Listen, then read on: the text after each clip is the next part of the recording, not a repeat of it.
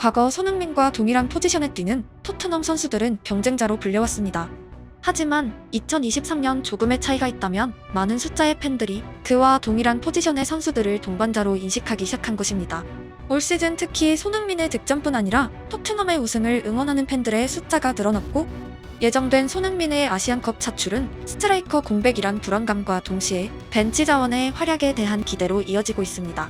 그리고 토트넘 벤치에는 히샬리송의 또 다른 스트라이커 자원, 메시가 주목한 남자 벨리스가 있습니다.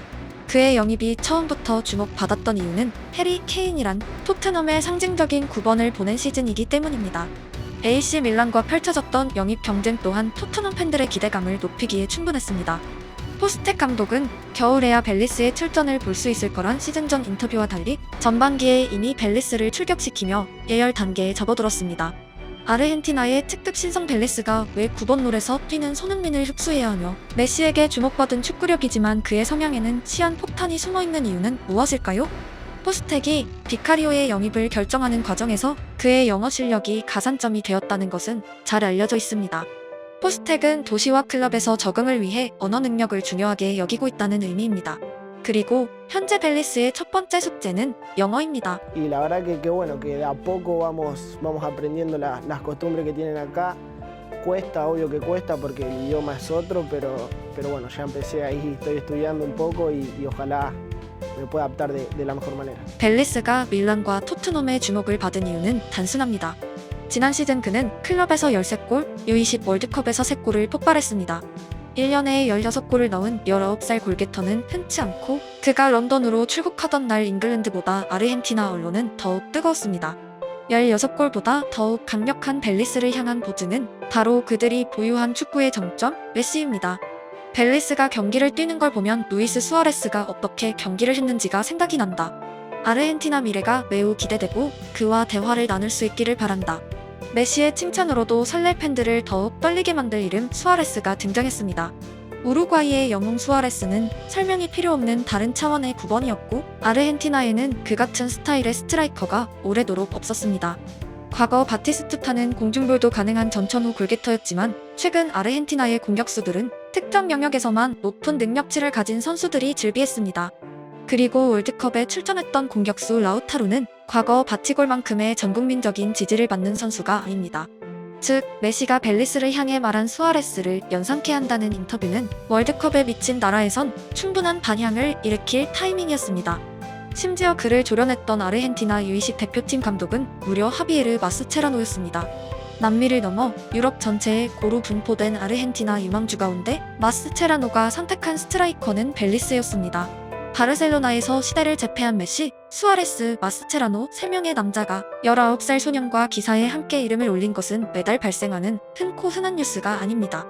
찬사만 가득한 그의 지난 시즌은 반대로 상대팀에겐 모욕에 가까운 악평을 들은 기억이 있습니다. 비난의 메신저에는 상대팀의 감독도 포함되어 있습니다. Buena pelota para Baraldo, Baraldo, Baraldo, Baraldo, Baraldo, Baraldo, Baraldo estaba en offside. Hace la pausa, no sigue Baraldo. No, es increíble. Es increíble lo que hizo Baraldo. Se metió dentro de la cancha Costa. 상당히 특이한 장면입니다. 상대팀이 1대1 찬스를 맞이하자 벨리스는 순간적으로 심판의 휘슬 소리를 입으로 흉내냈다고 알려졌습니다. 상대 공격수는 심판의 휘슬로 착각했고 멈칫했으며 득점을 놓쳤습니다. 상대 감독은 엄청난 항의를 시작했고 벨리스를 죽이고 싶었다는 유명한 인터뷰를 남겼습니다. 아시다시피 남미는 월드컵에서 PK를 실축한 선수에게 총기를 난사했던 축구에 미친 대륙입니다. 벨리스의 성향이 시한폭탄을 안고 있다고 표현한 이유입니다. 순간적인 그의 판단력은 승리에 대한 그의 집착을 알 수 있음과 동시에 상대팀에겐 굉장한 자극입니다. 경기 내내 준비할 수 있는 행동이 아니라 순간적인 상황이란 의미는 그의 현역 생활에서 비슷한 장면들이 이어질 수 있다는 의미이기도 합니다. 재밌게도 승부욕과 교활의 사이에서 엄청난 논란이 됐던 선수의 대표격으로 다시 한번 수아레즈가 등장합니다. 월드컵에서 손으로 상대의 골을 막아냈던 수아레즈는 퇴장당했고, 결국 상대는 PK를 실축하며 우루과이는 승리를 거뒀었습니다. 우루과이 입장에선 영웅, 상대 입장에선 빌런이었습니다. 핵이빨 사건 등을 포함하면 수아레즈는 경기력으로 누구에게도 비판받기 힘든 압도적인 선수였지만 경기 외적으론 상대팀에게 존경받지 못한 횟수가 상당합니다. 우리에겐 친근의 대명사 국민브라 에브라와의 사건 또한 깊게 남아 있습니다.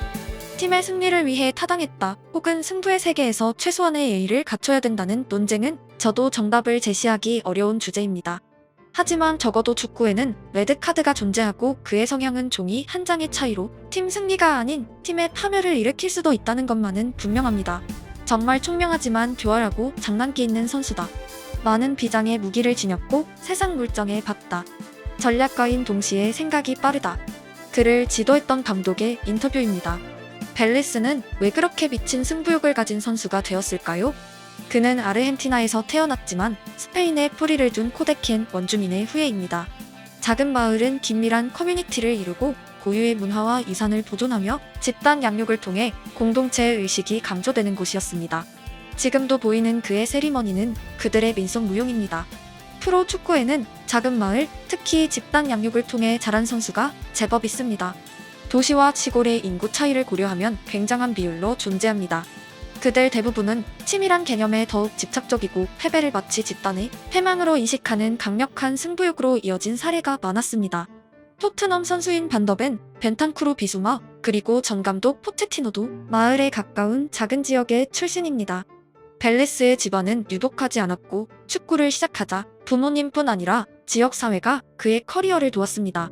어느덧 마을을 떠나 축구를 위해 도시에 입성했고 그의 부모님은 재정적 어려움에도 불구하고 아들의 꿈을 실현하기 위해 여전히 노력했습니다. 혼자가 아닌 여럿의 도움으로 프로 세계에 진입한 벨리스의 순간적인 휘슬소리는 패배를 대하는 그의 인식을 알 수 있게 합니다. 축구에는 가끔 무슨 일이 있어도 이기겠다는 선수가 있고 그도 그중 한 명입니다. 지금도 치카레라 소리를 들으면 춤부터 춘다는 벨리스는 런던에서도 여전히 코데케닌으로 살아가고 있습니다. 그의 승부욕은 그의 성장을 위한 기름임과 동시에 내재된 폭탄입니다. 그리고 그의 포지션 주전은 현재 손흥민입니다. 손흥민의 승부욕은 10대 시절부터 잘 알려져 있습니다. 하지만 시즌을 거듭하며 그의 승부욕은 대체로 좋은 방향으로 사용되었습니다. 심판과 상대팀과의 관계에서 그의 승부욕이 부정적으로 사용된 기억은 흔치 않았으며 항해 또한 비교적 온순하게 표현하는 편이었습니다. 승부욕을 팀 승리와 직접 관여하는 에너지로 활용하되 위험 요소를 줄이는 것, 축구와는 전혀 무관해 보이지만 절대적으로 중요한 포인트입니다. 지나친 승부욕으로 레드카드를 수집하는 선수 또한 충분히 있으며 무엇보다 선수 이전의 한 명의 사람으로서 긍정적인 승부욕은 분명 존중받을 요소이기 때문입니다. 그의 예전 감독이 말한 교활과 전략가라는 두 단어는 조금의 차이로 의미가 완전히 달라지고 이제 20살인 벨리스는 선수로도 인간으로도 성숙해지는 과정에 있습니다. 메시의 말처럼 그가 수아레스 같은 선수가 된다는 것은 축구인으로서 꿈의 영역입니다. 하지만 그가 직접 훈련장에서 모니터하는 손흥민의 일부 성향까지 흡수한다면 우리는 새로운 버전의 수아레즈라는 축구 영웅을 만날지도 모릅니다. 그의 경력에서 행운인 또 다른 요소는 바로 로메로입니다. 부주장이 된 로메로는 경기 외적으로 침착해지는 중이며 같은 아르헨티나 출신 벨리스의 적응을 도울 선배입니다. 제2의 누구라는 표현은 진부하고 때론 지겹게 받아들여지기도 합니다. 하지만 모든 축구 선수는 이전 세대를 보고 축구의 꿈을 품었습니다. 그들에게 과거의 향기가 나는 것은 지극히 자연스러운 흐름입니다. 이름만으로도 설렜던 수많은 스타들의 흔적이 합쳐진 어린 선수들, 그들의 성장을 지켜보는 것은 축구의 또 다른 묘미입니다. 더 시간이 흐르고 언젠가 제2의 벨리스로 불리는 선수가 나타날 것입니다. 그 호칭이 나이스 가이를 의미하게 될까요? 아니면 승리에 미친 선수를 의미하게 될까요? 토트넘의 영권은 그 과정에 있습니다. 그 과정의 또 다른 이름은 성장입니다.